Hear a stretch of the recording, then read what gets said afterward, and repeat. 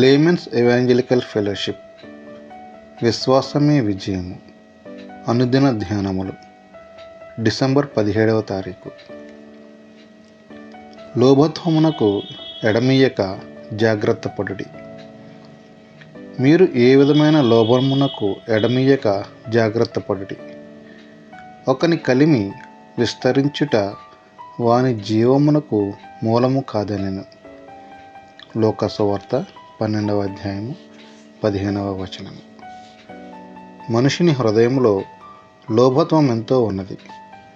ఒక ధనవంతుని భూమి సమృద్ధిగా పండినప్పుడు, ప్రాణమా, అనేక సంవత్సరములకు విస్తారమైన ఆస్తి నీకు సమకూర్చబడి ఉన్నది, సుఖించుము, తినుము, త్రాగుము, సంతోషించుము అని అనుకొన్నాడు. అయితే ఆ రాత్రే దేవుడు అతనితో, వెర్రివాడా, ఈ రాత్రి నీ ప్రాణము నడుగుచున్నారు, నీవు సిద్ధపరిచినవి ఎవని వగునని అతనితో చెప్పాను. ఈ దినాలలో ప్రతి ఒక్కరూ పైకి రావాలి అనే ఆతృత కలిగి ఉన్నారు. దురదృష్టవశాత్తు పైకి రావాలి అంటే అధికంగా డబ్బు సమకూర్చుకొనుట అని అర్థం. అది చాలా తప్పైన కొలబద్ద.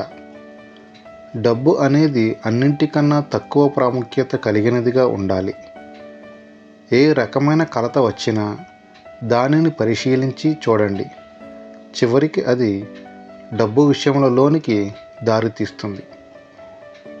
మా తండ్రి గారితో నేను సేవ చేస్తున్నప్పుడు కొన్ని క్రైస్తవ సంఘాలు చివరి దశలో ఉండటం వల్ల వారి మధ్య ప్రత్యేక పరిచర్య చేసేవారము.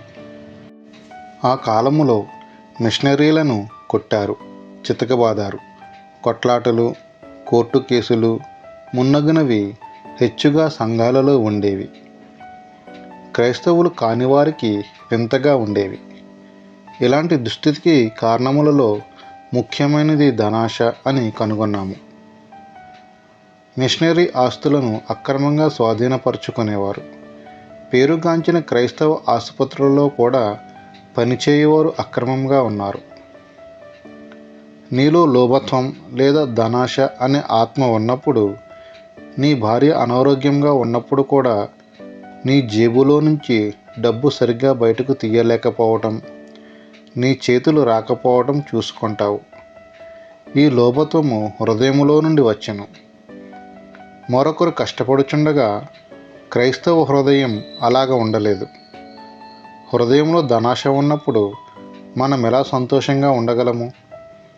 పిల్లలు ఎలా సంతోషంగా ఉండగలరు? నా పిల్లలకు నేనెన్నడూ డబ్బును ఇవ్వలేదు. కొన్నిసార్లు 10 పైసలు కూడా ఇంటిలో ఉండదని వారికి తెలుసు. రాత్రింబగళ్ళు దేవుని సేవ చేస్తున్నానని వారు ఎరుగుదురు. నేనెవ్వరినీ డబ్బు అడగనని వారికి తెలుసు. ఎంతో అయోగ్యుడనని ఒప్పుకుంటూ నా ప్రభువుకు సేవ చేస్తున్నాను.